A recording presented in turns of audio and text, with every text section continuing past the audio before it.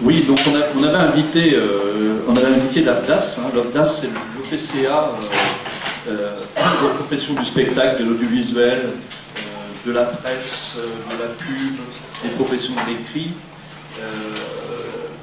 Et puis le motif c'est un observatoire en Ile-de-France qui réunit les professionnels de l'écrit. En fait, les auteurs, pour les appeler comme ça, ont fait part d'un manque de compétences à l'ère du numérique. Et donc se sont adressés au motif. Alors, le motif a réuni en fait les sociétés d'auteurs. Et donc avec l'AFDAS, ils ont bâti un programme de formation pour développer les compétences des auteurs à l'ère du numérique. Alors c'est tout un programme, bon, ils auraient pu nous expliquer ça, je peux le faire. En fait, ils ont développé un ensemble d'actions pour professionnaliser les auteurs à l'ère du numérique. Alors, ça va, par exemple, un romancier, comment pour un romancier animer son blog, comment scénariser, comment participer à un scénario si je suis romancier, comment travailler avec des scénaristes sur l'élaboration d'un scénario, une série télévisuelle, etc., etc. Donc il y a toute une gamme de formations. Et à partir de cet exemple, avec Jacques et puis mes collègues du bureau du FOD, on se demandait s'il n'y avait pas un manque d'action de formation, d'outils pour professionnaliser les formateurs à la scénarisation pédagogique. Et c'est là-dessus que je voudrais ouvrir le débat, c'est-à-dire, donc souvent lorsqu'on discute avec des formateurs qui ont fait ont scénarisé des ressources pédagogiques, ils l'ont fait, je dirais, assez intuitivement, sans forcément utiliser une grammaire comme on peut l'utiliser dans l'audiovisuel, dans le cinéma, dans la télé, ou dans la bande dessinée, comme nous l'a très bien expliqué François ce matin. Je crois que son intervention était assez exemplaire sur la méthodologie employée, le processus, il a bien parlé de processus d'écriture, et avec des outils, avec un processus découpé en phases, et pour chaque phase, un livrable, et chaque livrable avec un objectif bien défini. Je me trompe peut-être, mais on trouve rarement cela dans la scénarisation de ressources pédagogiques. En tout cas, on le voit de temps en temps, mais rarement j'ai vu des découpages aussi aboutis, avec des livrables aussi aboutis que ce que nous a expliqué François pour l'élaboration de bande dessinée. Alors je voulais savoir ce que vous en pensiez, et voilà, et si aussi, et peut-être à nous organiser aussi pour nous professionnaliser sur l'écriture de scénarios, de ressources pédagogiques, voire de scénarios de formation. C'est-à-dire que là, on distingue bien les deux. Là, je suis, moi, plus sur la scénarisation de ressources pédagogiques que sur la scénarisation d'actions de formation, qui sont plus dans les cordes, je pense, des formateurs, parce que c'est le métier de base.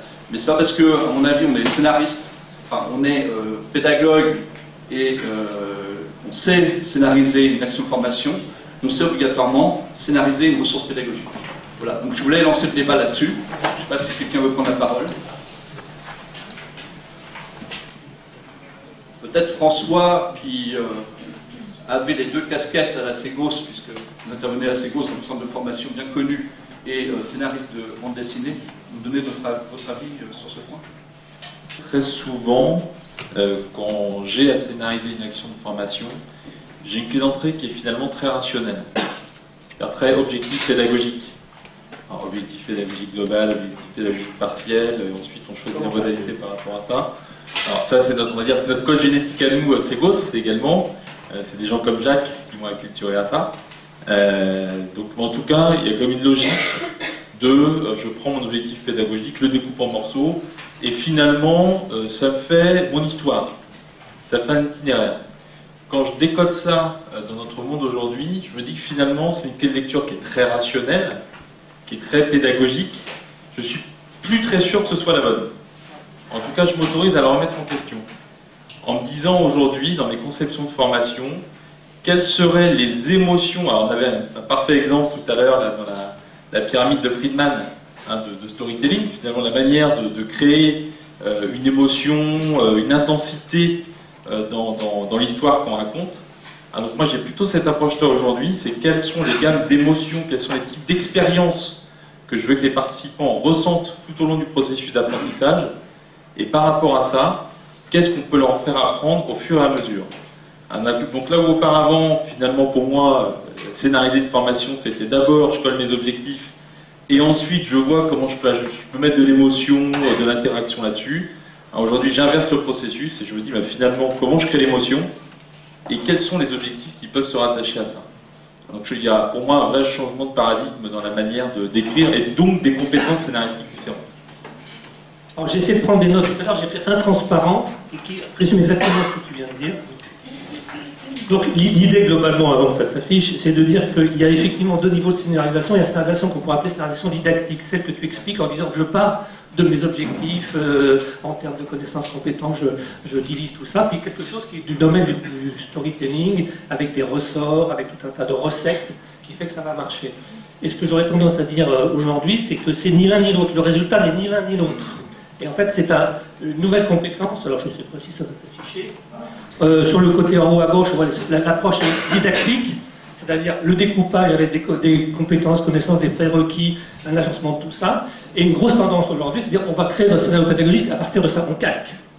Et fait, si on calque, ça ne marche pas. C'est-à-dire globalement, le découpage est bon, mais on arrive à une espèce d'objet qui contente le concepteur du contenu, mais qui ne contente pas du tout ceux qui subissent quelque part cette chose-là. D'autre part, on a une deuxième vision en bas qui veut dire on va calquer le scénario pédagogique sur le scénario narratif. On va mettre des ressorts, tout un tas de choses derrière, et en fait, on va arriver à un autre objet où l'apprenant sera peut-être motivé, il va peut-être rentrer dedans, mais les connaissances, elles sont.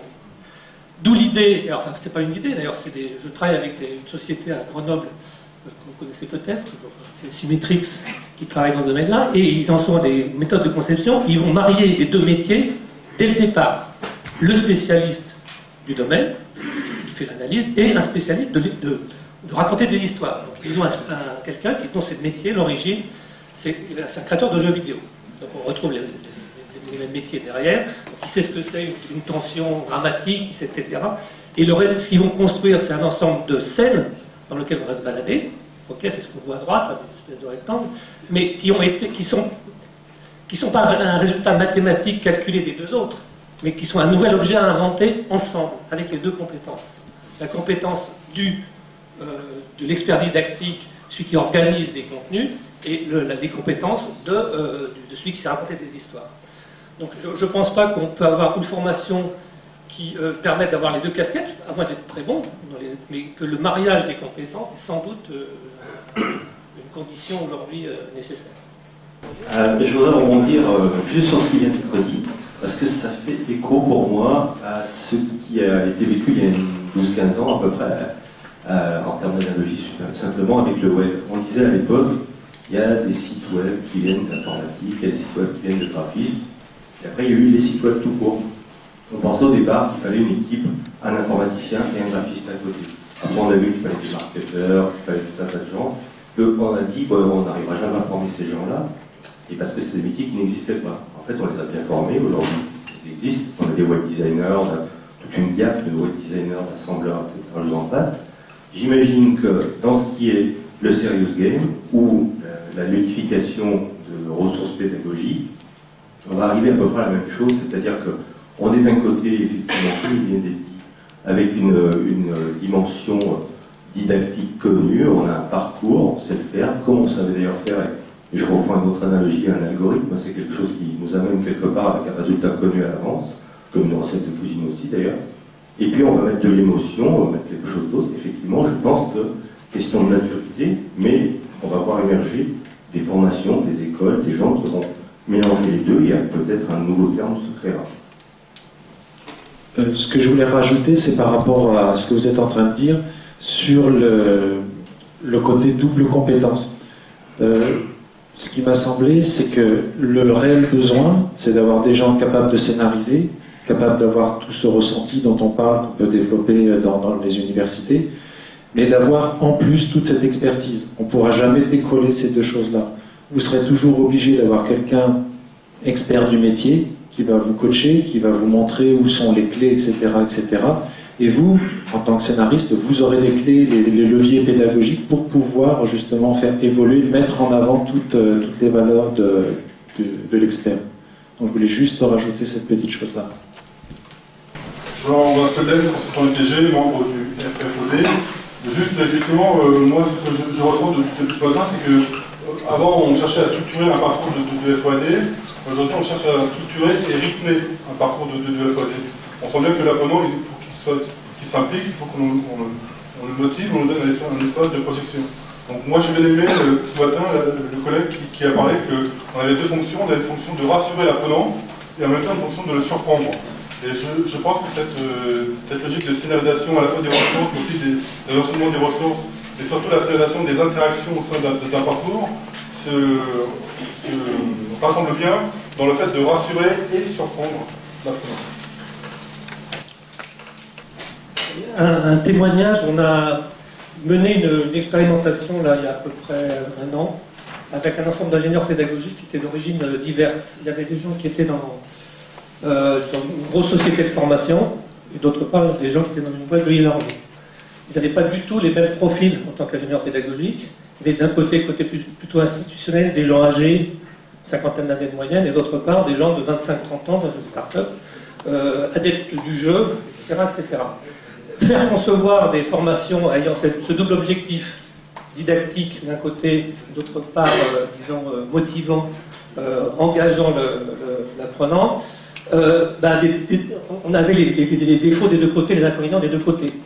Sauf que, quand même, du côté des jeunes, il y avait la culture de l'objet en question, de ce que c'est que le jeu, le scénario, le rythme, etc., qui disait que c'était plus facile pour eux d'acquérir la compétence qui leur manquait que l'inverse. D'où l'idée de dire, mais est-ce qu'il n'y aurait pas quelque chose à faire en termes de formation qu'on essaie d'entamer aujourd'hui, c'est former la scénarisation par le jeu.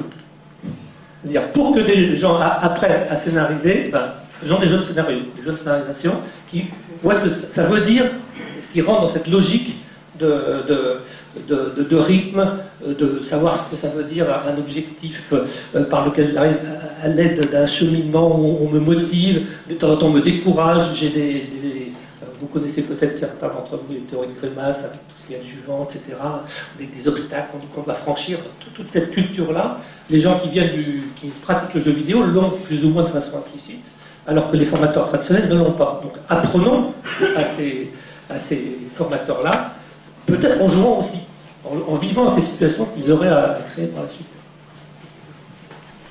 Moi, je me demande, finalement, par rapport à ce qu'on dit, si je caricature un peu, on a le scénario didactique au départ, on va vers un scénario narratif.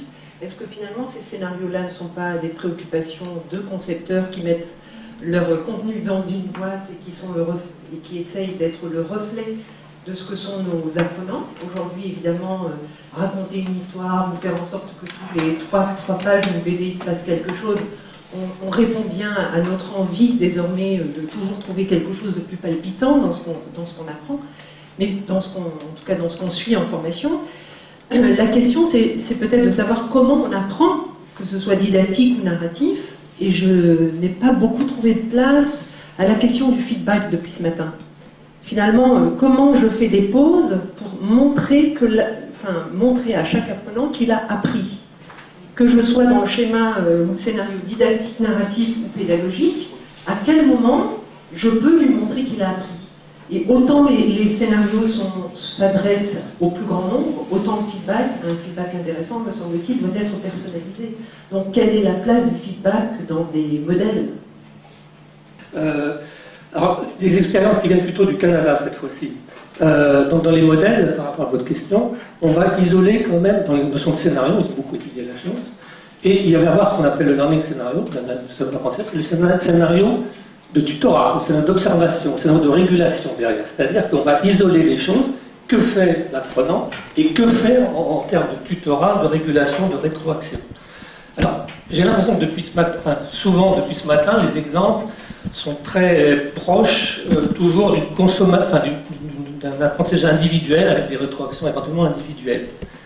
Des gens au Canada font peut-être d'autres choses que ça. Il y a peut-être d'autres solutions que toujours de la formation individuelle. Et quand on parle de régulation, ça peut être de la régulation par un tuteur, ça peut être de la co-régulation par les apprenants entre eux.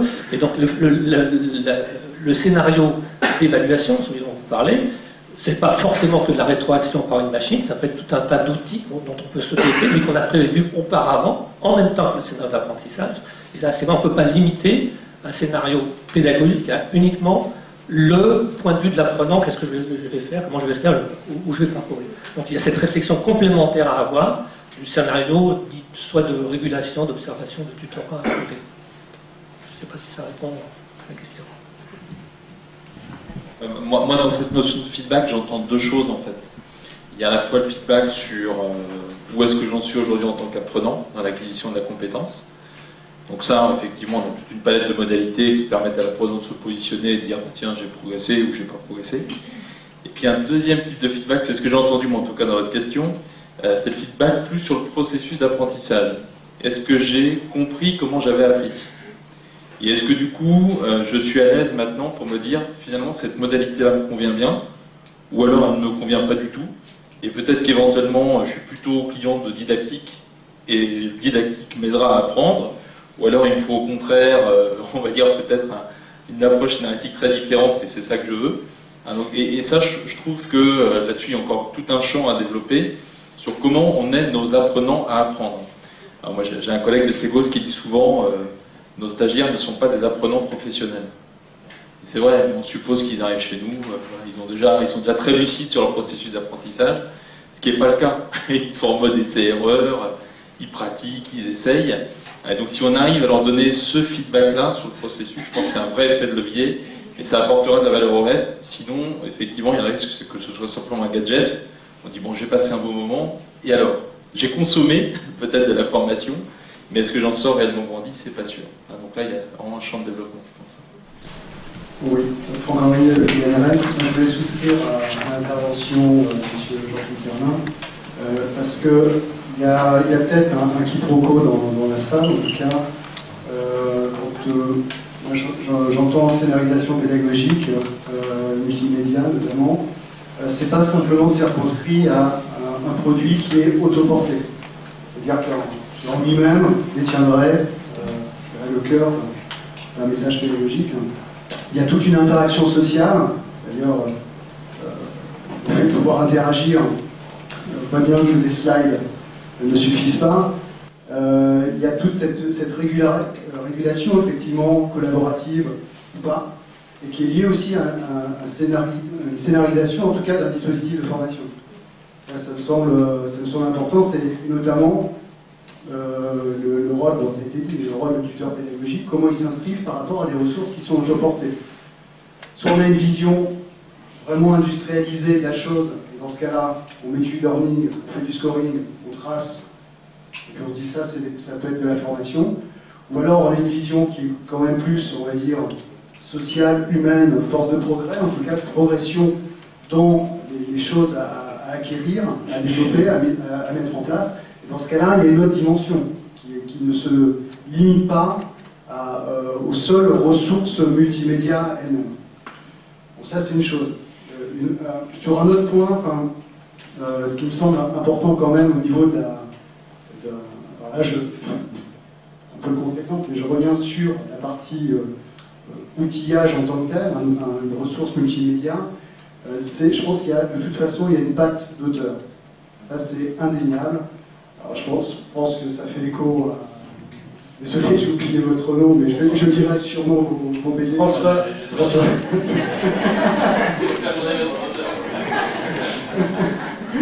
Mais ça fait écho parce que... Ça, c'est partie des conditions de son intervention aujourd'hui.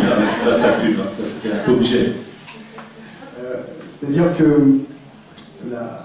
voilà, quand je suis apprenant, il faut que ça soit crédible, vivant, motivant, c'est-à-dire qu'il y a, quelle que soit l'histoire et quel que soit le média, c'est-à-dire qu'il y a une sorte de projection dans laquelle on y croit.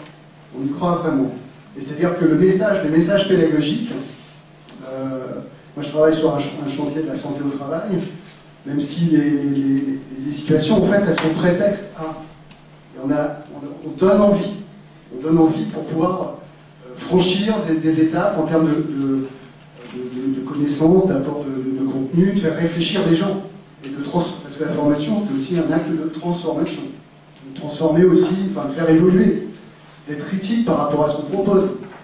Parce que, généralement, on est dans une situation un peu soit binaire, effectivement, c'est mauvais, c'est bon, mais bon. Voilà. Je voudrais revenir moi, sur cette notion effectivement d'auteur et ça dans parce que moi je revenais à la question originale, c'est quelles sont les compétences. Il y a effectivement une compétence narrative qui est pas forcément évident à trouver. D'ailleurs c'est un petit appel du pied, c'est-à-dire que nous on recherche vraiment on a eu la chance de travailler avec une scénariste. Alors après, on peut se poser la question, c'est scénarisation interactive. Alors ça, c'est encore autre chose. Parce que quand on travaille sur des notions notamment, sans parler même de réseautage social, mais au sein d'un produit lui-même, de concevoir la véritable interaction, pas simplement fonctionnelle, hein, je clique là, etc., ça c'est autre chose. Mais qu'est-ce que ça déclenche? Ça, c'est pas évident à trouver un bon scénariste. Donc là, ça m'appelle du pied, on recherche tout activement un très bon scénariste.